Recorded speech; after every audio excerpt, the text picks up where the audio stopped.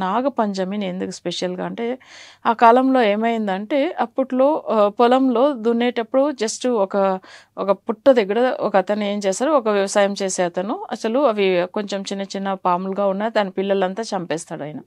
So, అవి తెలవదనమాట. తెలవకుండా ఆయన దున్నేటప్పుడు అవన్నీ చిన్న చిన్నవి ఉన్నాయి చనిపోతుంది. తర్వాత ఆ సర్పం వచ్చి వాళ్ళని అస్సలు ఎప్పుడైనా వాళ్ళకి కూడా పిల్లలు లేకుండా చేయాలని చెప్పి అసలు అది శాపం ఇస్తుంది.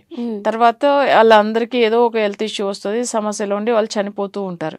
తర్వాత ఏమవుతుందంటే ఒక అమ్మాయి వరకు వాళ్ళ ఇంట్లో అసలు ఒకే ఒక పాప మిగిలింది అని చెప్పి దాన్ని ఖర్చేయడానికి ఒక సర్పం వెళ్తుంది. సో వెళ్తున్నప్పుడు ఏమవుతుందంటే ఆ అమ్మాయి వచ్చి నాగదేవతలకు పూజలు చేస్తుందన్నమాట. సో అప్పుడు పూజలు చేస్తున్నప్పుడు ఎందుకంటే తండ్రి తెలవకుండా చేసిన తప్పుకు ఈ అమ్మాయి పూజ చేస్తున్నప్పుడు ఆ సర్పం ఏమైందంటే దాన్ని మనసును మార్చుకుని అంటే తన ప్రాణం తీసేదానికి వెళ్ళింది. కానీ అయితే అక్కడ వచ్చినప్పుడు ఏమైతుందంటే ఆ అమ్మాయిని చూసిన తర్వాత అసలు అవి మనసు మార్చుకుని అసలు ఏం లేదు, వీళ్ళకి మంచి చేస్తాము, తెలవకుండా చేశారు కదా అని చెప్పి అప్పుడు ఆ శాప విమోచనం అనేది వాళ్ళకి దొరికింది. సో అప్పుడు ఆ పాపని మంచిగా చూసుకున్న తర్వాత వాళ్ళకి వచ్చే వంశం కూడా మంచిగానే వచ్చినాయి.